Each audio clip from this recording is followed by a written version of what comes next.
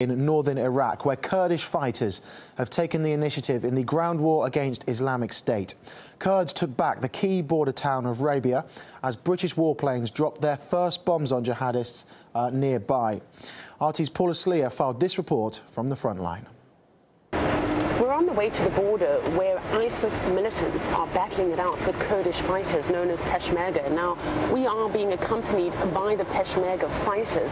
This is the front line. There are some 12 battalions of Peshmerga, each comprising of around 5,000 fighters. So we're looking at some 120,000 troops. Are you managing to push ISIS back? This is the front line. 10 days ago we forced ISIS out. The civilians here cannot fight ISIS, so they were evacuated from here.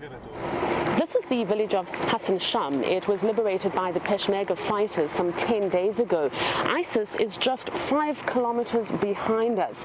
The danger right now in the village is not so much the ISIS fighters, but unexploded IEDs. These houses have all been cordoned off, and we've been told not to go into them because the Kurdish fighters are extremely afraid they could be booby-trapped.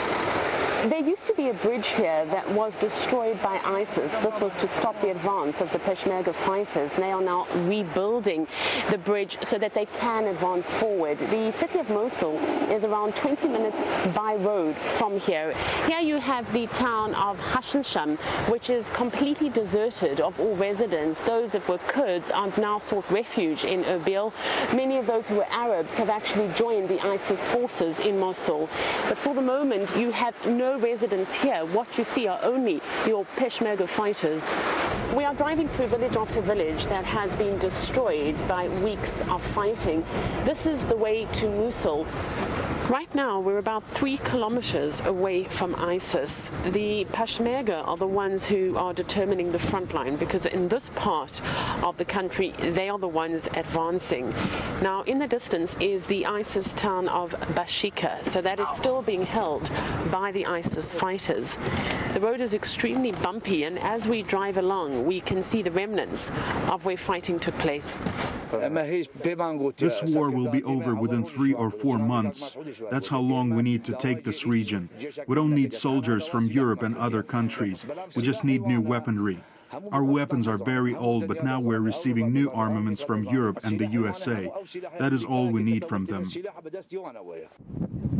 I'm able to see some movement over there, and you can hear the firing from where we are. This is a lookout post for the Peshmerga fighters, and just in front of us we can actually see a vehicle moving with ISIS fighters inside.